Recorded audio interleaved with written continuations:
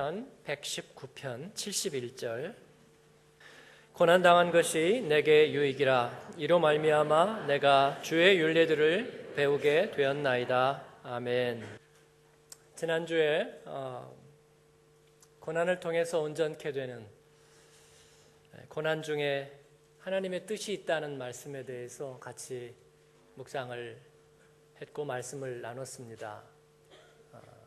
주제가 좀 무거운지라 그러나 우리들의 삶의 문제와 밀접하게 연관이 되어 있어서 많은 생각을 하셨으리라 생각하고 또 많은 피드백이 있고 또 모임 중에 또 말씀을 많이 나누어 주셨습니다. 고난주간을 향해 가면서 또 부활주일에 그 하나님이 마련하신 피날레를 가면서 주님의 고난 그리고 우리의 삶의 고통 우리가 함께 생각해 보기를 원합니다. 이것은 리얼 상황입니다. 저 중세 때나 아니면 어떤 역사 속에서나 있었던 듯한 기독교 박해가 북한에서 지금도 너무나 처절하게 이루어지고 있습니다.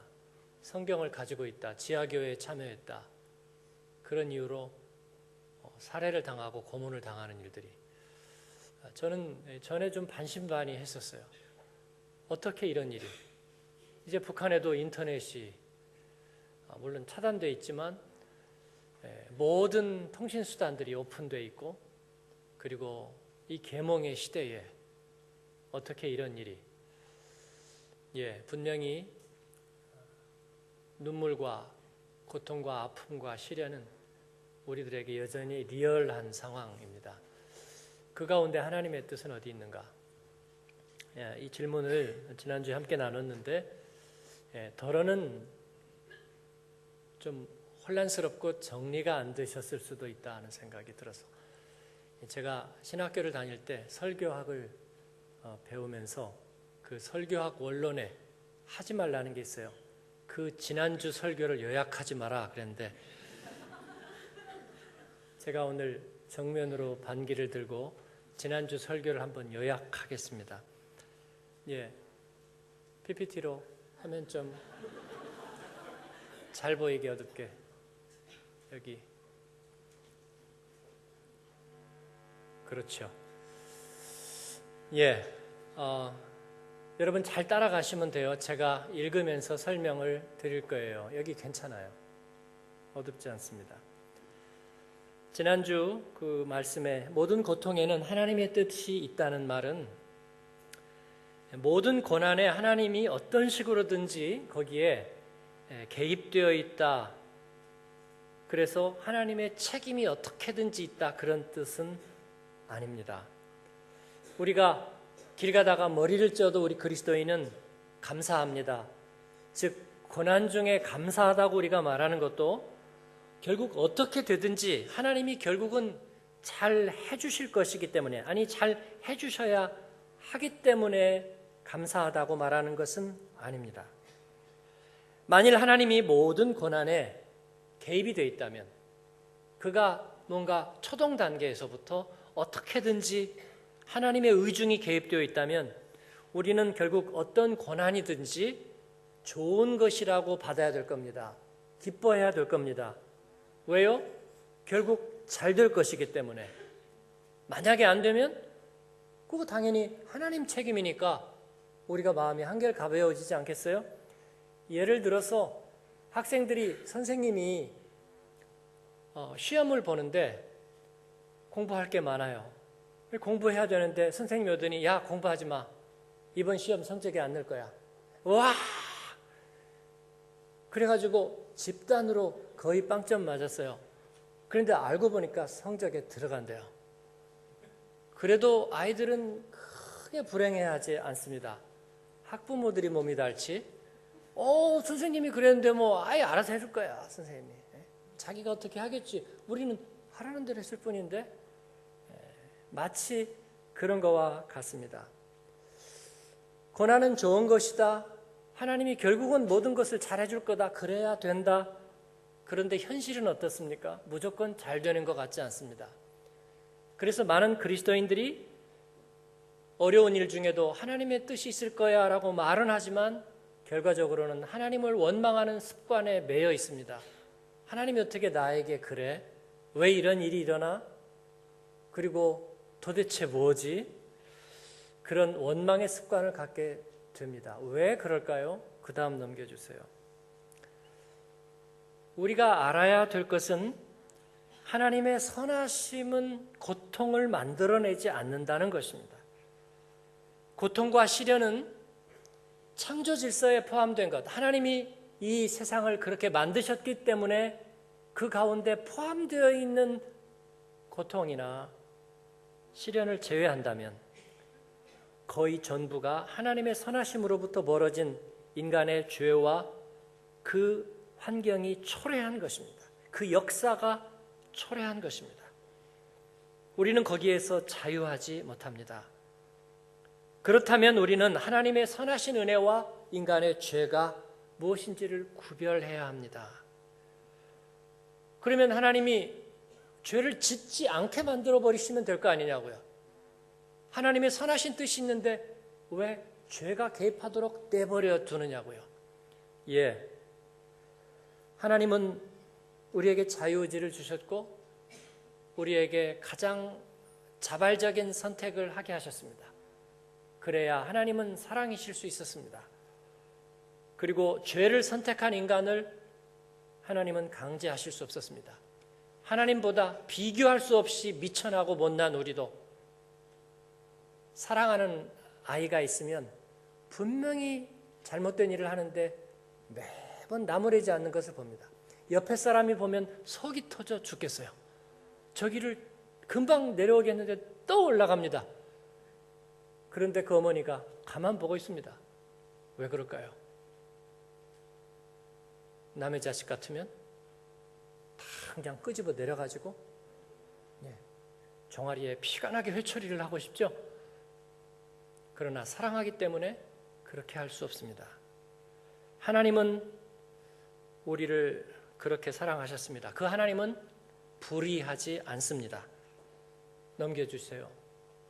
그렇게 본다면 인간의 고통과 시련과 불행의 90%는 스스로 자초한 것이라고 보아야 합니다.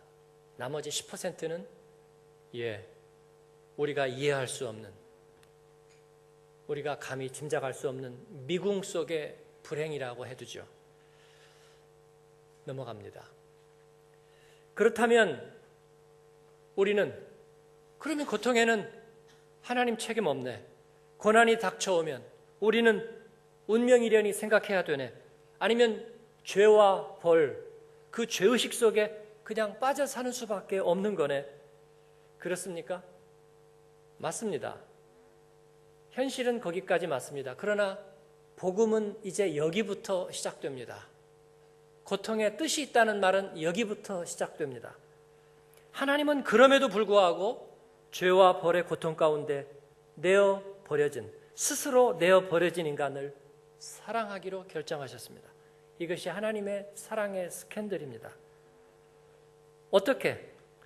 그는 이 짝사랑을, 이 어메이징 그레이스를 이루기 위해서 죄와 고난을 이용하셨습니다. 우리를 죄짓게 만드는 방식이 아니라 그들의 죄와 고난을 하나님을 갈망하고 다시 하나님을 사랑하게 회복시키는 도구로 사용하셨습니다. 그 죄에 대한 책임이 자신에게 없는데도 말입니다. 우리가 겪는 고난에는 바로 그 뜻, 그 하나님의 뜻이 있는 것입니다. 넘어가겠습니다. 예수님의 고난은 바로 그 하나님의 사랑을 담아내었습니다. 우리가 자초한 고난이 오히려 하나님의 사랑을 회복하는 기회가 되도록 하나님의 흠없는 아들은 자신에게 그 고난을 더디피셨습니다. 놀라운 일입니다. 왜 그랬을까요? 하나님이 우리에게 미안해서 뭔가 자기를 종아리 치는 척을 하신 걸까요? 자기 학대를 짐짓 조금 하신 걸까요? 아닙니다. 그 죄 없는 형벌의 고통을 통해서 우리에게 구원을 주시는 대속의 사랑을, 그 놀라운 치료의 백신을 만들어내셨습니다. 뿐만 아니라 예수님 자신도 그 고난을 통해서 더 존귀해지셨습니다. 성경에 보니까 이것은 마귀도 생각하지 못했답니다. 사단도 이런 방법이 있으리라고는 전혀 생각하지 못했답니다. 그전까지는 그저 인과응보, 선을 행하지 못했으면 악을 보상으로 받아라. 그래서 그러한 하나님은 무섭고 질투하고 정의의 검을 가지고 사정없는 그런 하나님일 뿐, 인간에게는 그래서 인과응보와 권선징악의 길만이 있을 뿐이라고 생각했던 그 가운데 놀라운 하나님의 방법이 그 가운데 주어진 것입니다. 넘기겠습니다. 그런 의미에서 고난은 하나님을 바라보게 하는 영적인 센서입니다. 하나님의 선하심을 그 가운데서 우리는 새삼 깨닫게 됩니다. 하나님의 선한 의도가 무엇이었는지 알게 되고 동시에 우리의 죄의 실상을 보게 됩니다. 어디부터 잘못되었는지, 무엇이 일그러졌는지, 왜 그럴 수밖에 없었는지, 이 모든 것은 죄인을 사랑하신 하나님의 스캔들을 만나게 되면서 가능해지는 겁니다.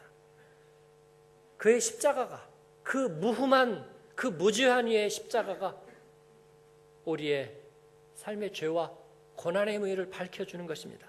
그의 십자가 상처가 그래서 나의 상처를 씻고 그의 눈물이 나를 눈물을 씻습니다. 언제까지? 우리로 다시 생명을 구원하는 대속의 도구가 되기까지. 언제까지? 우리의 눈물과 고통과 아픔과 시련이 바로 하나님의 그 뜻이 되기까지. 하나 덧붙여야 될 말씀이 있는데, 그러면 우리는 우리 주님처럼 모든 고난을 다 짊어져야 되는 것입니까? 그럴 수 없죠. 우리는 그럴 수가 없어요. 그래서 주님의 십자가 대속의 고통을 통해서 우리가 그를 바라볼 때 이상하게도 우리의 고통이 감해지고, 그리고 우리의 고난이, 우리의 연약함들이 치유되는 경험을 하게 됩니다. 이것이 주님의 십자가의 매직 능력입니다. 그러나 그럼에도 불구하고 우리들에게 남겨주시는 고난이 있다면, 기도해도 지연되고 응답이 미루어지는 일이 있다면, 하나님은 바로 예수님에게서와 같은 그 고난에 우리의 남은 분량을 통해서 구원해야 될 더 귀한 일들이 있기 때문인 줄을 믿습니다. 저는 그런 생각을 해요. 믿음 생활 잘하던 믿음의 가정에 아무리 봐도 우리가 회개하고 십자가 붙들고 믿음으로 서고, 그래도 우리에게 여전히 아픔이 되는 상처를 남겨두신 일은 무슨 의미일까? 하나님은 그를 통해서 또 다른 구원을 준비하고 계시는 것이라 그렇게 믿습니다. 북한에 왜 그들이, 우리는 예수님을 믿으면서도 포만해서 스스로 믿을까 말까 그런 생각도 하면서 멀쩡하게 지내는데 그들은 왜 그런 고난을 받아야 하는가? 하나님께서 그를 통해서 우리를 각성시키고 이뤄내실 하나님의 계획이 있는 줄을 저희는 믿습니다. 그러므로 우리는 사순절을 사랑합니다. 주님의 고난의 십자가를 사랑하고, 그리고 이를 통해서 이루실 하나님의 방법을 저희는 견고하게 붙들고 믿습니다. 고통에는, 고난에는 우리 그리스도인에게 그런 뜻이 있는 줄 믿습니다. 이를 붙드는 저와 여러분 되기를 축원합니다. 지난주 설교였습니다. 그렇다면 우리가 인생의 삶을 지나면서 가장 큰 고통은 어떤 것일까요? 한번 생각해 봅니다. 여러분에게 제일 고통스러운 건 뭐예요? 여러분, 멋진 추상적인 시 같은 대답하지 마세요. 고통은 그런 게 아닙니다. 멋지게, 아름답게, 형상화된 그런 것이 아니라 고통은 너무나 실제적인 것입니다. 유학원 학생들에게 뭐가 힘드냐고 물어본다면, 뭐가 고통스럽냐고 물어본다면 뭐라고 대답할까요? 첫 번째, 인터넷이 안 터져요. 두 번째는요, 외로워요. 외로워. 사랑하는 내 친구들 없고요. 외로워요. 세 번째는요, 학업과 미래가 불투명해요. 네 번째는 돈 떨어졌어요. 뭐가 제일 힘들까요? 판단이 안 되세요? 돈 떨어진 게 힘들죠. 네? 여러분, 차비 떨어져 보셨어요? 네, 제가 가끔 얘기한 적이 있지만 차비가 떨어져서 하루 종일 걸어가 본 적이 있거든요. 하루 종일. 예. 강남에서 저 영등포를 지나서 부천까지 하루 종일 걸어가 본 적이 있어요. 근데 이유는 어처구니 없게도 돈이 없었습니다. 그래서 정말 하염없이 정처 없이 그렇게 걸어갔는데요. 무슨 생각이 들까요? 처음에는 어처구니가 없습니다. 어처구니가 없어요. 근데 조금 지나고 시간이 가니까 굉장히 낙심이 돼요. 참, 너도 인생이 그렇다. 저 자신에게 말하는 거죠.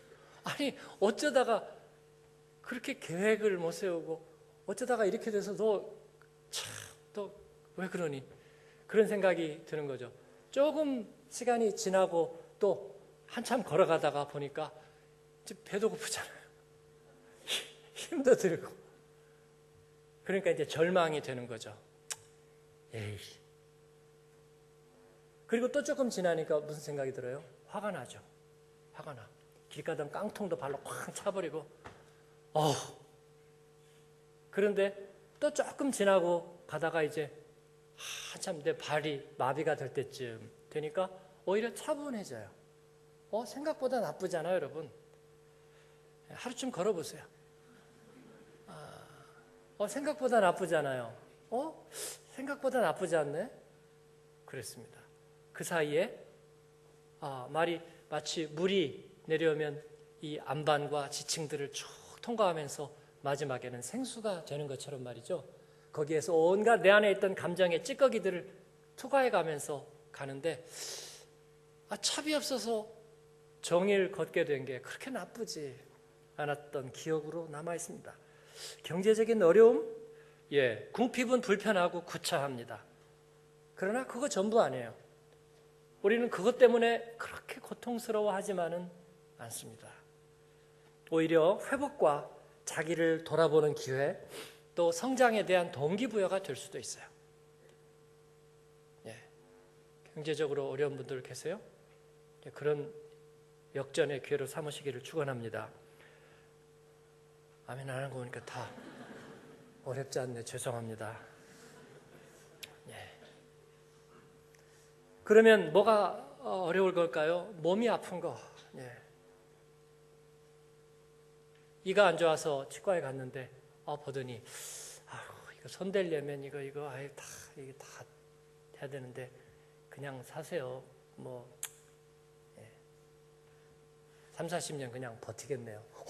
3, 40년 이대로 버티다 가라고. 당신 허리가 생각보다 안 좋아서 척추가 지금 심각한 상태입니다. 언제 곧 문제가 생길지 아마 그러면 허리를 못 쓸 겁니다. 휠체어에 앉아서 지내야 돼요. 내 인생에 어떻게 이런 일이. 혹은 눈이 안 좋은데 실명 위기입니다. 당신이 이제 보지 못할 거예요. 의술로 할 수 있는 일이 없어요. 감수해야 됩니다. 아니 내가 어떻게 보지 못하고 남은 인생을 산단 말이야. 너무나 절망스러울 것 같죠. 그러나 이것이 가장 큰 고난일까요? 제가 본 경험에 의하면 너무나 사람들은 자기 육신적인 불편함에 쉽게 적응합니다. 여러분 경험하셨죠? 고혈압이다, 당뇨다, 아니면 고지혈이다. 그러면은 그 진단을 받고 오는 첫날은 이제 욕식은 끝났다. 내 인생에 맛있는 것은 사라졌다. 그렇게 결심하고 오지만 불과 며칠 몇 주만 지나면 그대로 다시 먹는 자신을 발견합니다. 낙관적이 되거든요. 에이 설마 별일이 있으라고. 조금 더 운동하고 약 먹고 조심하면 되지. 아이들은 어떨까요? 아이들은 굉장히 고통에 민감하니까 몸이 아픈 것에 민감할 것 같지만 아이들도 정말 적응 잘합니다. 손이 찢어지거나 그래서 뭐 반창고를 붙이면 그냥 죽는 듯이 울던 아이가 금방 분위기 전환하고 눈물도 마르기 전에 열심히 뛰어놉니다. 아픔이 사라진 걸까요? 안 사라졌습니다. 견디는 거예요. 그렇게 쉽게 적응합니다. 저도 눈이 나쁘니까 눈 나쁜 사람 심정을 잘 아는데 안경 끼면은 잘 보이나요? 잘 안 보여요. 안경을 새로 맞췄는데 초점이 안 맞아요. 그래가지고 상이 뿌옇고 그립니다. 답답하죠. 근데 1시간쯤 지나면 그냥 견딜만 해요. 안 보이면 안 보죠. 뭐 그죠? 네. 그냥 우리는 견딥니다. 그렇게 많이 불편하지 않아요. 의외로 그렇습니다. 아주 죽지만 않는다면 불안과 불편함 너무 쉽게 의외로 적응하고 살아갑니다. 그러면 무엇이 가장 큰 고난일까? 정신적인 것입니다. 육체적인 고통은, 아픔은 힘들지만 어느 것 하나 아파서 힘들지 않은 것이 아무것도 없지만 그러나 정신적인 충격에 비하면 비할 바가 못 됩니다. 트라우마 그리고 마음속의 고통, 이것은 정말로 힘든 것입니다. 그 중에서도 잊혀지는 것, 이별하는 것, 단절되는 것, 그것도 일방적으로 갑자기 당한다면 그 충격이 너무나 큽니다. 내가 사랑하는 이들에게서 갑자기 강제로 단절된다면 그 충격을 상상할 수 없습니다. 죽음이 우리에게 가장 큰 두려움이 되는 이유가 여기에 있어요. 갑자기 끝나기 때문에, 갑자기 할 수 없기 때문에, 갑자기 기억할 수 없기 때문에, 갑자기 사랑받을 수 없기 때문에, 갑자기 내 존재와 정체성이 사라져버린다고 생각하기 때문에 거기서 오는 두려움을 우리가 이길 수 없는 겁니다. 제 아들은 초등학교 때 독일 친구들을 너무 사랑했어요. 유치원, 초등학교 6년을 같이 쭉 올라가는데 그 아이들이 제가 봐도 착하고 이쁘고 또 사이가 좋았어요. 남자 여자 말할 것 없이. 그래서 너무 좋아했어요. 그러다 우리가 이제 곧 한국에 들어갈지 모른다는 얘기를 했는데 별로 반응을 안 보였는데 나중에 보니까 그걸 너무나 슬퍼하고 있는 거예요. 우연히 그 글을 쓴 거를 보게 됐는데 그 사실을 생각하면 자다가 막 눈물이 나서 막 울다가 깨어나고는 했다고 이렇게 일기에 썼습니다. 그 마음이 조금 이해가 됐어요. 저는 목회하면서 교회를 떠나는 게 참 힘들었습니다. 제가 볼 때 교역자들은 이런저런 일로 쉽게 교회를 옮기고 떠나고 잘만 하는 것 같은데 제가 속은 알 수 없지만 저는 쉽지 않았습니다. 신학생 때나 그럴 때는 교육 전도사나 섬기러 잠깐씩 있으면서 또 1, 2년 지나면 이렇게 옮겨야 되는 일들이 자연적으로 있었지만 저에게는 당연하지도 쉽지도 않았습니다. 힘들었어요. 꼭 끊어지는 느낌 때문에. 교우들이 떠날 때도 참 슬프고 힘들었습니다. 제가 경북 의성군 비안면에서 농촌교회 단독 목회를 2년 좀 넘게 했습니다. 전도사로 20대 후반이었습니다. 그때 그 비안 초등학교 선생님 하던 정집사님이라는 그분 내외가 우리 교회에 있었는데 참 정이 많이 들었어요. 교우들하고 같이 어울려서 그 스레트 지붕 전도사 사택 앞마당에 여름이면 모깃불을 피워놓고 저녁 내 예기꽃을 피우고 또 같이 운동하고 기도하고 예배하고 건넌 마을에서 집회가 있을 때 여름밤에 매미 소리 그리고 개구리 소리 온 천하에 가득한 한밤중에 그 논두렁을 따라 걸으면서 은혜 받았던 얘기하고 눈물 짓고 또 그랬던 추억이 서려 있습니다. 그런데 그분들이 상주로 발령나게 된 거예요. 언젠가는 떠날 사람들이고 저도 떠날 예정이었어요. 20대 나이에. 그런데 그게 너무나 슬펐습니다. 그냥 얼마나 슬픈지 도대체 이게 진정이 안 되는 거예요. 트럭에 조그만 그 트럭에 이삿짐을 싸고 가는데 제가 얼마나 울었는지 기억도 나지 않습니다. 그런데 그분도 지금도 생각하니까 막 슬픈데 그분도 가가지고요 10분 지나서 거기에서 안개라고 10분쯤 가면 그 마을이 있어요. 근데 거기서 그때 핸드폰이 없으니까 공중전화를 전화해가지고 막 우는 거예요. 그 부인이 울은 거 아니에요. 남편이 울은 거예요. 네. 막 자기도 막 울어요. 그러면서 저희 교회 이두교회였거든요. 저 이두교회 교인입니다. 그래. 알아. 그래. 어서 가. 예. 저도 나중에 그 교회를 떠나오게 됐습니다. 성별 예배 드리고 인사하는데 너무 미안하고 마음이 찢어지는 것 같았습니다. 목사 안수 받으려면 단독 목회 규정을 지키기 위해서 간 거였는데 제가 군목으로 가게 되어 있었는데 제가 좀 까다롭잖아요. 그래서 생각하다가 취소했어요. 그리고 이제 길을 돌아서 이렇게 돌아 가게 됐는데 그때 군목 취소낸 거 정말 후회했고 또 이 단독 목회 규정 원망스러웠습니다. 교회를 다시는 이렇게 떠난다는 건 너무나 어려운 일이겠다 생각했어요. 한마음교회 왔어도 헤어지는 것이 적응되지 않고 힘들었습니다. 교우들이 이제 떠나가시면 한국 가거나 저에게 너무 아무렇지도 않다고 얘기하는데 목사님 너무 기뻐하는 것 같다고. 근데 사실은 제가 굉장히 서운했어요. 제 이름이 이서운이에요, 여러분.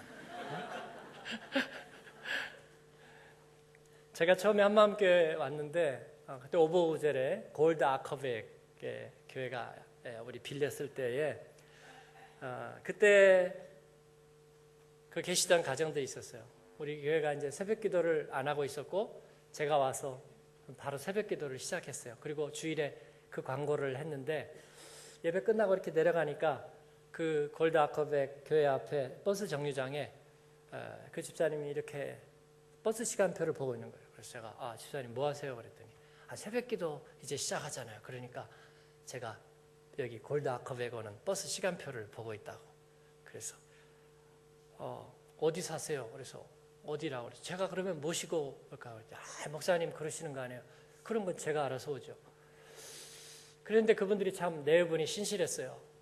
독일에 와서 이제 어떤 회사의 법인장으로 있었는데 여기서 퇴직을 갑자기 예상 밖으로 하게 됐습니다. 한국에 돌아가야 되는데 그분들이 여기에서 살만한 일이 있으면 여기 그냥 살고 싶다고 얘기를 했는데 제가 한마음교회 얼마 온 지 안 되고 또 신실한 분들을 만나니까 제 마음에 의지가 되었던지 제가 그분들 독일 살 어떤 아이템이 생기라고 진짜 열심히 기도했습니다.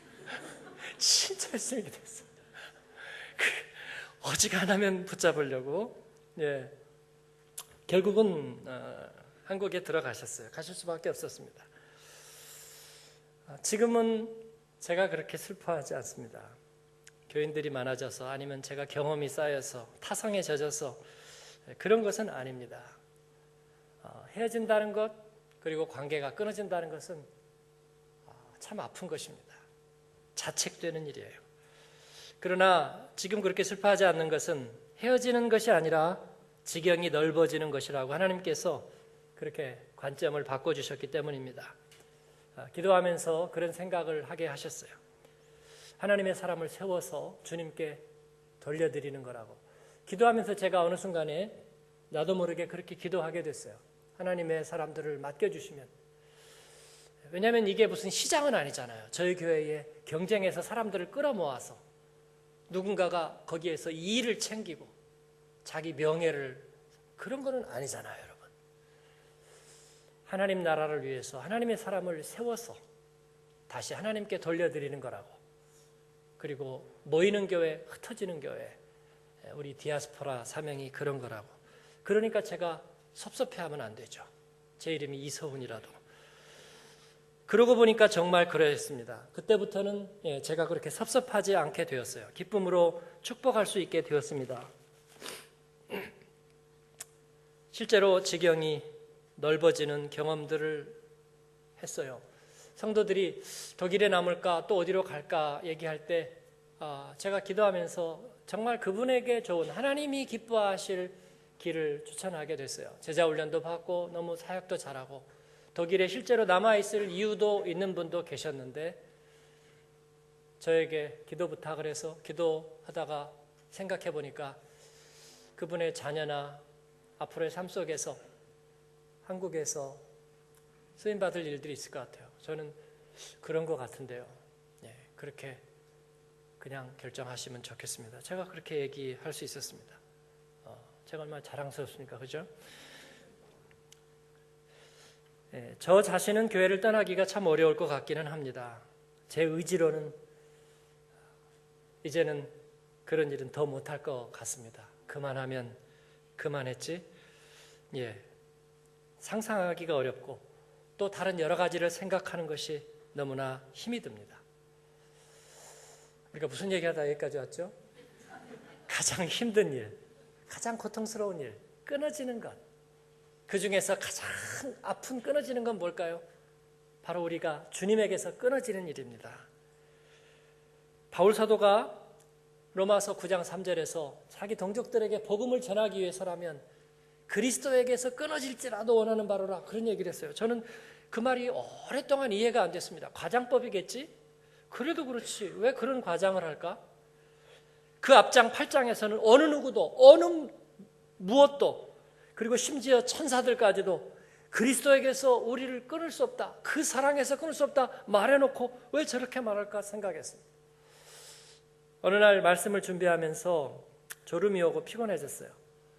수요일 오후였던 것 같아요. 약간 비몽사몽 헤매면서 말씀을 묵상하고 있는데 갑자기 그런 생각이 그냥 불평처럼 들었습니다. 언제까지 내가 이렇게 해야 되지? 그런 생각이 들었습니다. 그리고 나니까 그 다음 대답이 내 안에서 어디선가 튀어나왔어요. 그럼 하지 말면 될 거 아니야. 하지 않는다? 그럼 뭐 하지? 그 순간에 졸음이 달아나고 정신이 번쩍 들었습니다. 뭐 할 아이디어가 떠올랐기 때문이 아니고 제가 지금 이 일밖에 할 일이 없어서 건들건들 이 사람은 이런 일하고 저 사람은 저런 일하고 그래서 나는 그 중에 하나 이런 일을 하고 있는 것이 아니라는 사실을 하나님께서 저에게 세월 마차를 타고 보여주셨기 때문입니다. 주님이 제 안에서 제 삶 가운데 이 변두리 인생 가운데 하나님 나라의 거대한 퍼즐의 저 구석 한 조각 같은 내 삶 가운데 하신 위대하고 아름다운 일들이 주마등처럼 세월 마차를 타고 지나갔어요. 이건 그냥 어떻게 저렇게 아쉽고 외롭고 힘들고 이리 갈까 저리 갈까 차라리 돌아갈까 하다가 그냥 그렇게 살아온 세월만은 아니었습니다. 수많은 새벽들 그리고 주님을 만나는 그 주님의 부르시고 또 부르시는 그 수많은 기회들 수많은 눈물들 장이 오그라들게 통곡하며 장이 꼬이듯이 기도하던 그 기도의 순간들 말씀의 감격과 충격에 전율하던 순간들 수없이 결단하고 서원하고 간구하던 그 시간들 하나님의 말씀의 깨달음과 통찰 앞에서 정말 벅찬 환희와 감격을 맛보던 시간들 그렇게 겨울을 보내고 봄을 맞았고 여름을 보내고 가을을 맞던 시간이 제게 떠올랐습니다. 미천한 저를 통해서 주님 만나고 회복된 수많은 얼굴들을 생각나게 하셨습니다. 그 다음 드는 생각은 그런 거였어요. 이 모든 것이 사라져버린다면 이 모든 것이 없던 것이라면 이 모든 것이 정말 의미가 없는 거라면 한여름밤에 꾸미고 너 잘못 생각한 거야. 그냥 너 좋아서 잠깐 그랬던 것뿐이야. 이 모든 것 다 없어질 수도 있는 거야 라고 한다면 나는 어디에 있지? 내 존재는 무엇이지? 내 정체성은 무엇이요?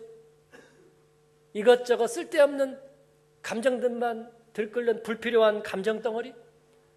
보존기간이 갈수록 짧아지는 한물간 정보뭉치? 세월이 갈수록 퀄리티가 떨어지는 천덕꾸러기 고철육체? 세월은 가도 추억은 남는다고 지난 세월에 목매고 집착하는 빛바랜 앨범집? 내가 주님에게서 끊어진다면 그것은 내 인생의 가장 큰 저주가 될 겁니다. 그 주님의 은혜가 내게서 말라버린다면 내 인생의 가장 큰 심판이 될 것입니다. 나는 행복하지 못합니다. 나는 심장이 없어지는 것입니다. 그리스도에게서 끊어질지라도 바울 사도가 이 말을 했던 것은 바로 그의 마음속에 얼마나 간절하고 얼마나 애통하고 그리고 얼마나 절절했으면 이렇게 표현했을까 하는 심정이 깨닫게 됩니다. 사랑하는 여러분, 사순절은 우리에게 이 사실을 깨닫게 해주는 시간입니다. 우리는 주님에게서 끊어져서는 안 됩니다. 그 십자가에서 끊어져서는 안 됩니다. 그의 은혜에서 끊어져서는 안 되는 줄 믿습니다. 아직 고난의 밤이 다 지나가지도 않았고요. 오늘의 시편 말씀이 우리에게 그 사실을 깨우쳐주고 있습니다.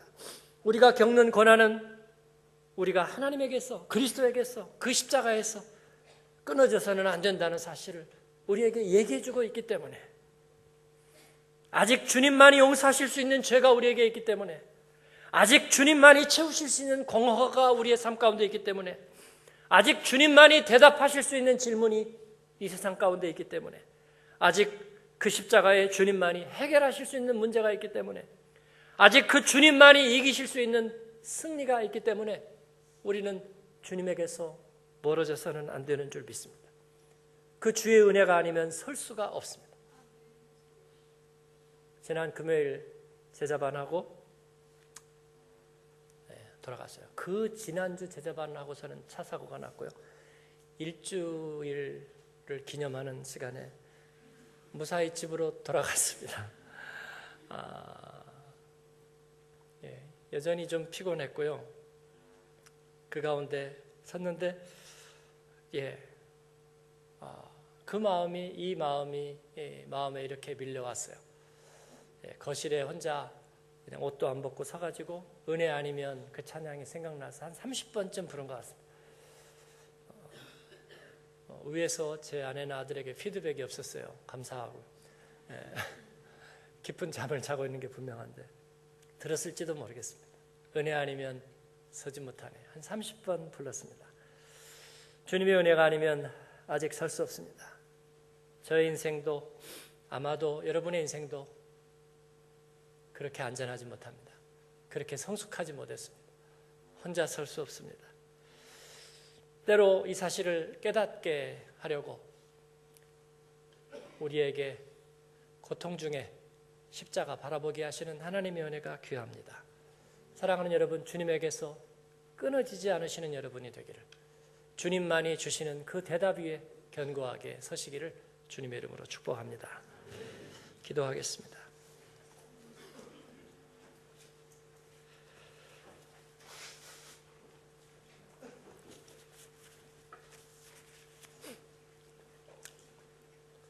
오늘 말씀에 응답하면서 저희가 하나님 앞에 기도하기를 원합니다.